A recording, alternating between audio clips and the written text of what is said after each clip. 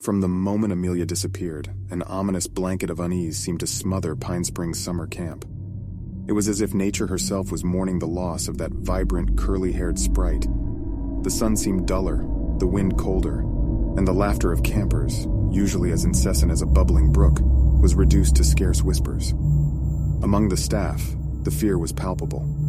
We were a motley group: teachers, students, adventure seekers, all tied together by the joys of summer camp.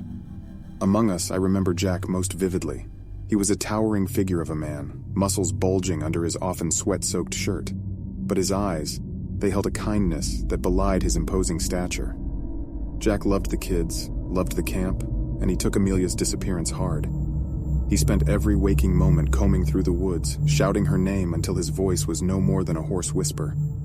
It was heartbreaking watching this man, a veritable giant, be brought to his knees by a fear we all shared.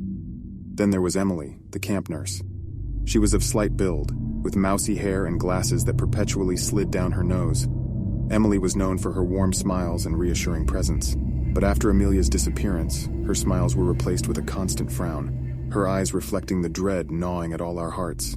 She tended to our cuts and scrapes, her hands shaking ever so slightly, her once comforting words replaced with stifled sobs. The days melded into a cruel parody of our once joyful routine. We gathered around the campfire, a beacon against the encompassing darkness, roasting marshmallows and singing songs. But the cheer was forced, the merriment strained. The darkness around us seemed to press in closer, a tangible entity that was waiting, just waiting.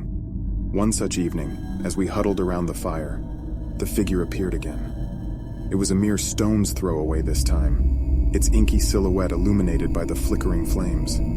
Panic set in, a wildfire that spread through the camp. Children screamed, counselors scrambled, and all the while the figure stood there watching. The haunting lullaby filled the night, winding around our chaos with a chilling grace. Come, come, child of mine, into the water where darkness dines.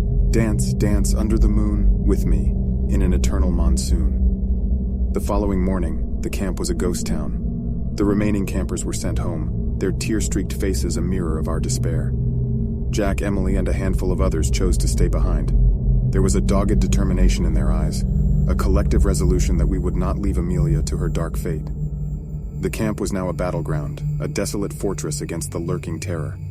We patrolled in shifts, our flashlights piercing the night, looking for any signs of the shadowy figure, any trace of Amelia. The days passed in a haze of anxiety, every rustling leaf a potential threat, every gust of wind a herald of the haunting lullaby. We never found Amelia. Our search led us only to dead ends, our hopes crushed under the weight of the fear that had claimed Pinesprings. Finally, the authorities called off the search, branding Amelia a tragic victim of the wilderness. But we knew better. We had seen the figure, heard the whispers, felt the icy dread. This was no simple case of a lost child. This was something far more sinister, an entity that had ensnared Amelia in its chilling embrace. Pinesprings summer camp was closed, its gates locked, its joy silenced.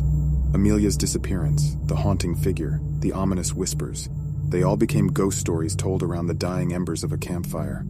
The horror of that summer continues to cast a long, sinister shadow over my life, a chilling reminder of the terror that unfolded in those seemingly idyllic woods.